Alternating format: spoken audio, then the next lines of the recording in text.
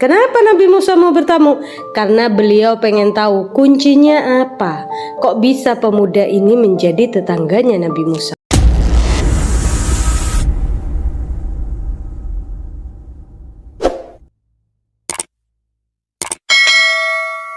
Bismillahirrahmanirrahim.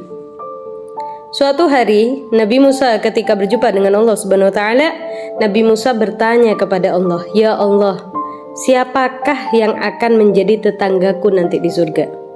Maka Allah pun menjawab pertanyaan Nabi Musa, mengatakan bahwasanya ada seorang pemuda, yang mana pemuda ini bekerja di pasar.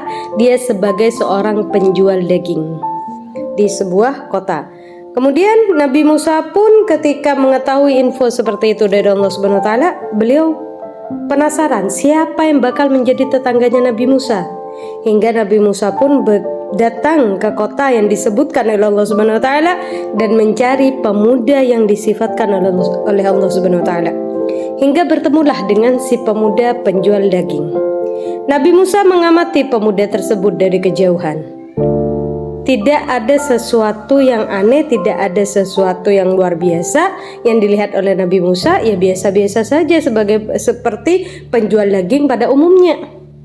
Kemudian setelah mau berlalu, mau pulang ini pemuda penjual daging, pemuda ini mengambil sepotong daging dan membawa pulang.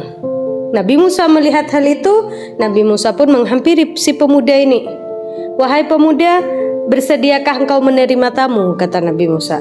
Kenapa Nabi Musa mau bertamu? Karena beliau pengen tahu kuncinya apa. Kok bisa pemuda ini menjadi tetangganya Nabi Musa? Itu yang dipertanyakan, yang menjadi penasarannya Nabi Musa alaihissalam.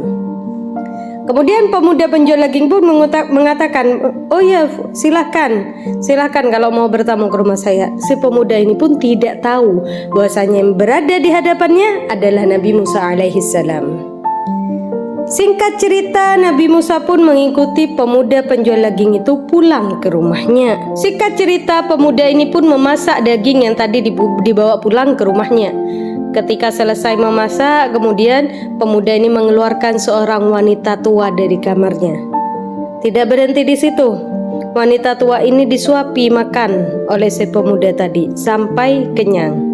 Kemudian pemuda itu mencucikan pakaian kotornya, memandikan si perempuan tua itu, memakaikan bajunya dengan pakaian yang bersih, kemudian menempatkan lagi perempuan tua tadi di tempat tidurnya.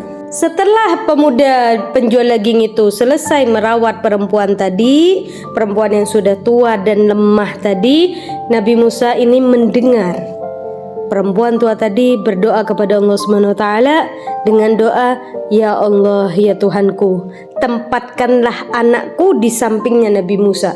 Jadikan anakku ini nanti jadi tetangganya Nabi Musa di surgamu ya Rabb." Nabi Musa pun bertanya kepada pemuda tadi, "Apa amalan yang kau kerjakan hingga perempuan tua tadi berdoa seperti itu untukmu?" Kemudian pemuda tadi menjawab bahwasanya wanita tua itu adalah ibuku. Ia sudah sangat lemah, mau duduk saja nggak mampu. Jadi setiap hari saya melakukan hal ini udah bertahun-tahun, merawat ibu saya dalam keadaan lemah luar biasa. Saya merawat beliau, menyuapi beliau, mengurus segala keperluan beliau. Maka kata Nabi Musa, "Ketahuilah wahai pemuda, saya adalah Nabi Musa. Saya mendapatkan kabar gembira dari Allah Subhanahu wa taala bahwasanya engkau akan menjadi tetanggaku nanti di surganya Allah Subhanahu wa taala. Dan ini adalah maksud saya. Kenapa saya datang ke sini mencari engkau hingga bertamu ke rumahmu? Karena saya pengen tahu apa amalanmu hingga engkau begitu beruntung bisa menjadi temanku nanti di surganya Allah Subhanahu wa taala.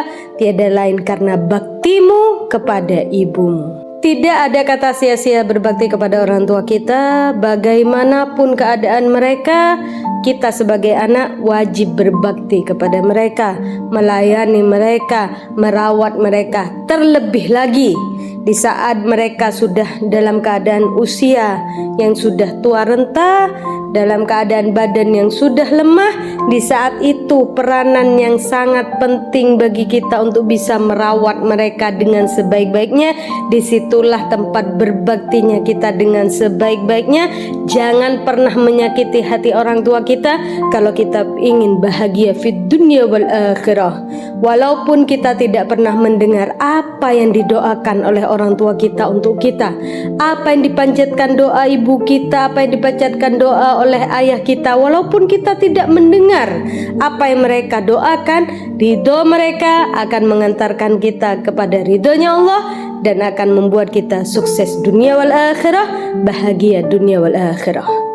Wallahu a'lam bishawab. Semoga bermanfaat bagi kita semuanya. Assalamualaikum warahmatullahi wabarakatuh.